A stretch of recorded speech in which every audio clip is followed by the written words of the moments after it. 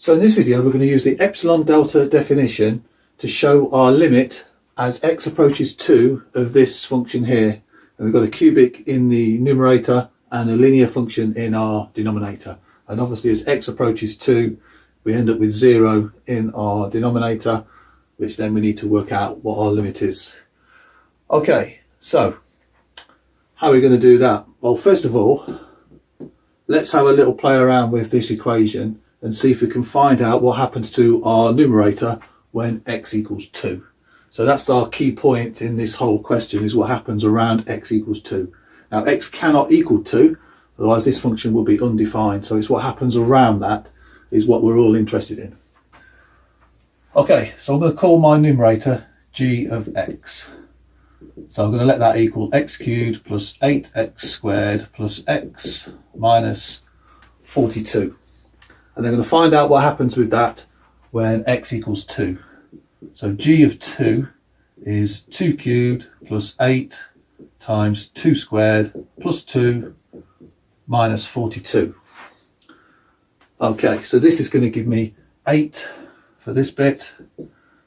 2 squared is 4, times 8 is 32, and add 2 minus 42. Add all this up and you'll get 0. So g of 2 equals 0. So therefore 2 is a solution to our numerator. So let's try and get a factor of x minus 2 out of it, and then we can cancel the two x minus 2's out. So let's do synthetic long division. That's going to be the quickest way to find out our x minus 2 factor out of this, and then what's left over will obviously be a quadratic if we take x minus 2 out. So this method here will be the way to go. So now I need the coefficients of all my terms in my g of x. So x cubed coefficient is 1. I've got 8 for x squared, or 1 for x, and minus 42. So I'm going to label these up as whichever they are. Okay, so synthetic long division. First of all, bring my 1 down to the bottom, and then I'll multiply with the 2 each term in terms along here, and then stick them in the box for the box after. So 2 times 1 is 2. Add that in there, and then add the 2 together, and I get 10. So now I've got 2 times 10 is 20. Put that in the box, add them together, and I get 21. And now 2 times 21 is 42. Add them together, and I get a 0. Okay, so now my result here will be now my terms from x squared onwards. So now I've got x cubed in my top bit. This will be my x squareds.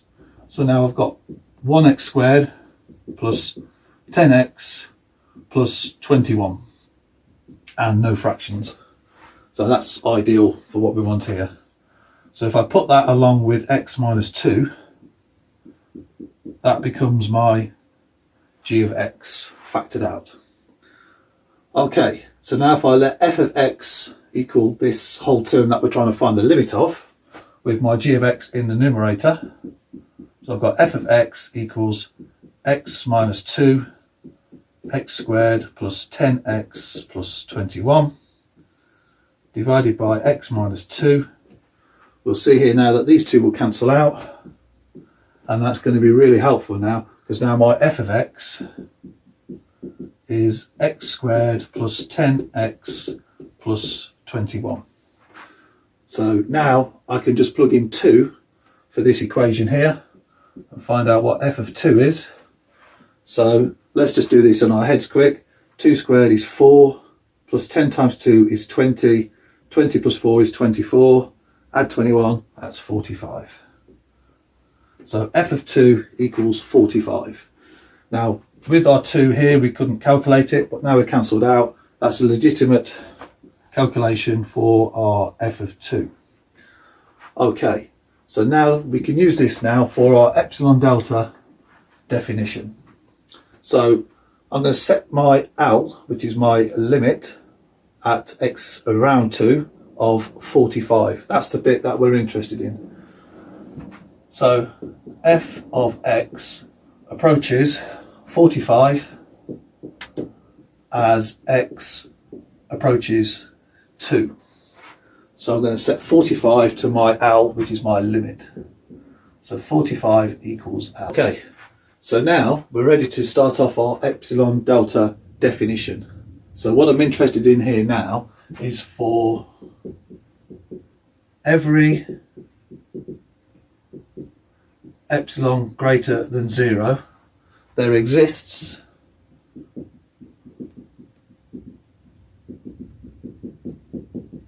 a delta greater than 0. So that's what I need there for f of x minus L. So I'll just put that there.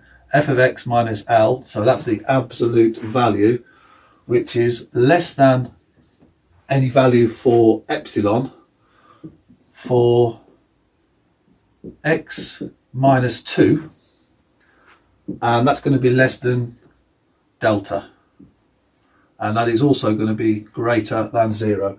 So that's my key thing I need to prove here. So my L I've set to 45. So now my f of x minus 45 is going to be approaching 0. So here my f of x minus 45 approaches 0 as x approaches 2. So that's my key thing here for my epsilon delta definition. So now I'm going to use some epsilon delta terminology in some algebra to try and show this, and then we are done. We have shown that our x, as it approaches 2, our limit is 45 for our function here, f of x. So that's what we need. So now we need to find some sort of upper bound to try and find a maximum value around this point here. So what I'm going to do now is I'm going to try and form a new quadratic subtracting 45, so this whole thing approaches 0 as x approaches 2. So let's do that. So f, let's just put a line under this, because this is my bit I'm trying to prove. So if this comes good, I know I'm good. So f of x minus 45 is x squared plus 10x, 10x plus 21 minus 45. Okay, so now just do simple algebra on that. X squared plus 10x minus 20 is 24. Okay, so now what I want to try and do now is factor out this. So 24, I need factors of 24 which are apart by 10. So 12 and 2 is good. So we can factor this out. So now I've got an x and an x here. 12 and 2, well, as the 10 is positive, I need the 12 to be positive and the 2 to be negative. Okay, so now I'm going to use this factored out term here to find out some sort of value for an upper bound. So I'm going to use this x plus 12 term. Okay, so now here I've got x plus 12, I can use that for my upper bound.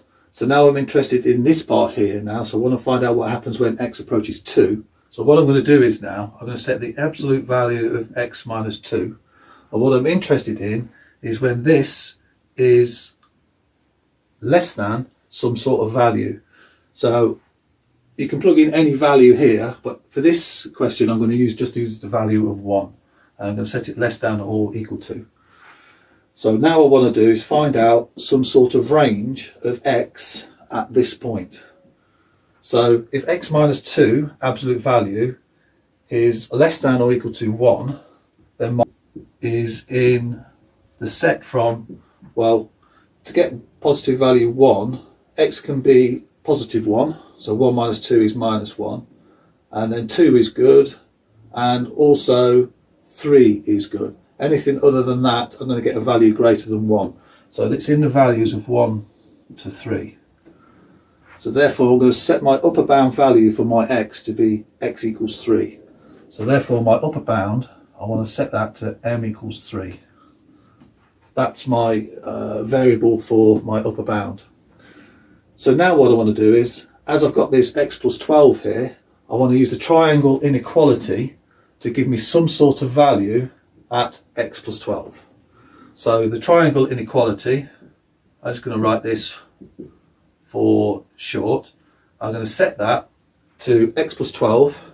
So absolute value x plus 12. and then I'm going to get my x equals 3 in there and calculate the value for that.